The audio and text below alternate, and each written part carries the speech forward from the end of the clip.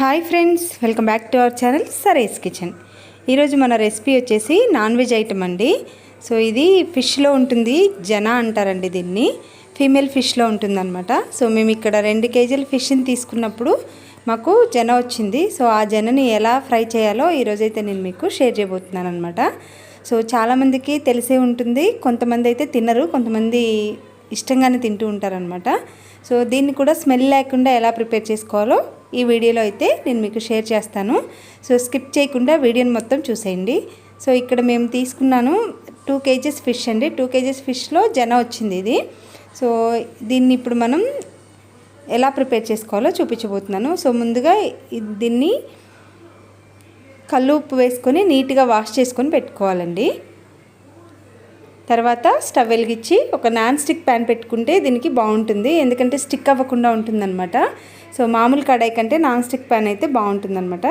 So దీనికి కొంచెం oil ఎక్కువగానే పడుతుంది. సో నేను ఇక్కడ కొంచెం ఆయిల్ ఎక్కువగానే తీసుకున్నాను. అండ్ ఆయిల్ హీట్ అయిన తర్వాత ఒక ఉల్లిపాయని సన్నగా కట్ చేసుకొని సో ముందుగా ఆనియన్స్ని కూడా ఫ్రై చేసుకున్నాను. అండ్ తర్వాత దీంట్లోకి కొద్దిగా సాల్ట్ని యాడ్ చేసుకున్నాను. అండ్ తర్వాత కొద్దిగా పసుపుని యాడ్ చేసుకున్నాను. అండ్ 1 టీ స్పూన్ వరకు అల్లం వెల్లుల్లి పేస్ట్ని కూడా వేసుకొని మంచి కలర్ వచ్చే వరకు ఫ్రై చేసుకోవాలి. సో ఇలా ఫ్రై చేసుకున్న తర్వాత ఇప్పుడు మనం జనని దీంట్లో వేసుకోవాలండి.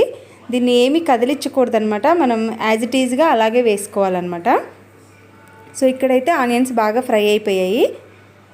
ఇలా ఫ్రై అయిన తర్వాత ఇప్పుడు జనని దీంట్లో వేసుకోవాలి. సో ఇది ఏం లేదండి, ఫీమేల్ ఫిష్లో ఉంటుంది ఎక్కువగా.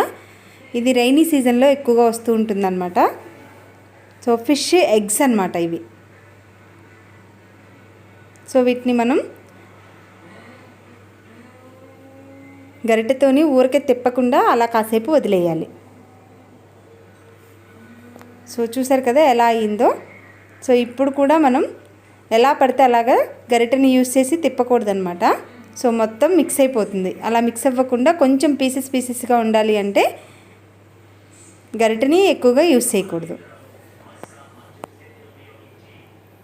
సో ఇలా లో ఫ్లేమ్లో పెట్టుకొని బాగా ఫ్రై చేసుకున్న తర్వాత ఇప్పుడు మనం ఎంత స్పైస్ అయితే తింటామనుకుంటామో అంత కారాన్ని యాడ్ చేసుకోండి. ఇక్కడ నేనైతే 2 టీ స్పూన్ల వరకు కారాన్ని యాడ్ చేసుకున్నాను.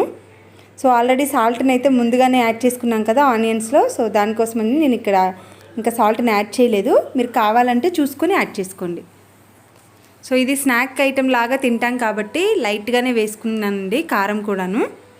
ఇది రైస్లో తినే ఐటెం కాదు, జస్ట్ స్నాక్ లాగా తినొచ్చు అనమాట. సో నాన్ వెజ్ని బాగా ఇష్టపడే వాళ్ళు సో ఈ జన ఫ్రైని కూడా బాగా ఇష్టపడతారనమాట. అండ్ తర్వాత కారం కూడా బాగా ఫ్రై అయిపోయింది అనుకున్న తర్వాత దీంట్లో ఒక 1/2 టీ స్పూన్ వరకు జీలకర్ర పౌడర్ యాడ్ చేశాను. అండ్ అలాగే కొద్దిగా garam masala powder and dhaniya powder ఇవి కూడా 1/2 టీ స్పూన్ వరకు యాడ్ చేశాను. యాడ్ చేసుకొని ఒకసారి మిక్స్ చేసుకొని లో ఫ్లేమ్లో ఒక 1 మినిట్ పాటు అలా వదిలేయాలి. సో ఇలా లో ఫ్లేమ్లో 1 మినిట్ తర్వాత ఇప్పుడు స్టవ్ ఆఫ్ చేసుకొని సో సర్వింగ్ ప్లేట్లోకి తీసేసుకోవడమేనండి. సో చాలా చాలా టేస్టీగా ఉండే జన ఫ్రై అనేది రెడీ అయిపోతుంది. అస్సలు స్మెల్ ఉండదన్నమాట ఇలా చేసుకుంటే. సో ఈ వీడియో అనేది మీకు యూస్ఫుల్ అనిపిస్తే మీ ఫ్రెండ్స్ అండ్ రిలేటివ్స్కి తప్పకుండా షేర్ చేయండి. అండ్ అలాగే ఇలాంటి మరెన్నో న్యూ వీడియో నోటిఫికేషన్స్ కోసం నా ఛానల్ని తప్పకుండా సబ్స్క్రైబ్ చేసుకోండి. Thank you for watching friends. And మీరు కూడా ఈసారి తప్పకుండా ఇలా ట్రై చేసి మీకు ఎలా వచ్చిందో నాకు కమెంట్ బాక్స్లో తప్పకుండా కమెంట్ చేయండి. సో టేస్ట్ అయితే అద్దిరిపోయిందండి, చాలా చాలా టేస్టీగా ఉంది. సో నాన్ వెజ్ ప్రియులు ఎవరున్నా సరే మీరైతే తప్పకుండా ఈసారి ఈ జనని ఇలా ఫ్రై చేసుకొని తిని చూడండి. Bye friends.